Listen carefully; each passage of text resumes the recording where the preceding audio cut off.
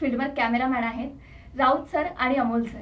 मला वाटतं राव तुम्ही त्या VHS मध्ये पण शूट केलं होतं ना? हा, ते VHS चा किस्सा यांचा खूप मोठा आहे, ते असा सांग. मोठा जर एखादा कार्ड कर्व झालं तर तुम्हाला काय सांगता. म्हणजे ज्यावेळी त्या सोनीपतच्या त्या रोडवर बसले होते, आम्ही अक्षरशः माईकचा आयडी असतो ना आपला, हा. तो आयडी काढून आतमध्ये घुसलो होतो. अरे वा. आणि माझा प्लस पॉईंट होता की माझ्यावर मिकी होता आणि तो सरदार होता, त्यामुळे मी त्याच्या मागे जर माझ्यासारखे विद्यार्थी या क्षेत्रात यायचंच आहे त्यांना, हम्म. तर त्यांनी मानसिक आणि शारीरिक तयारी कशी ठेवायला हवी? काय घटना खूप वेगवेगळ्या घडतात आणि त्याचं रिक्रिएशन कसं करावं आणि कसं तुम्हाला सुचतं लगेच की यार हे केलं ना, थोडं आणखी जरा मसाला किंवा थोडं अजून त्याच्यात.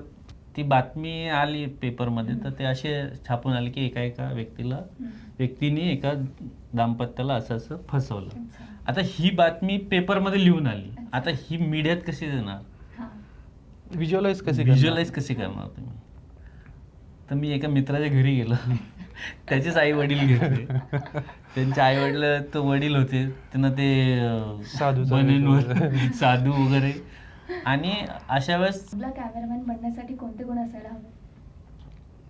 काही नाही, दाभोळकरांचं केलं होतं ते खूपच हे होतं, त्यामुळे आम्ही खूप सिरियसली गेलो होतो. कारण ते म्हणजे तो असा होता ना भाग की खूपच सेन्सिटिव्ह. खूप सेन्सिटिव्ह भाग होता तो. आपण कॅमेराच केला होता ना, आता मी नाव नाही घेत त्याचं, पण त्यांचं अफेअर ते फक्त नजरेतून बातमी गेली होती बघा ती.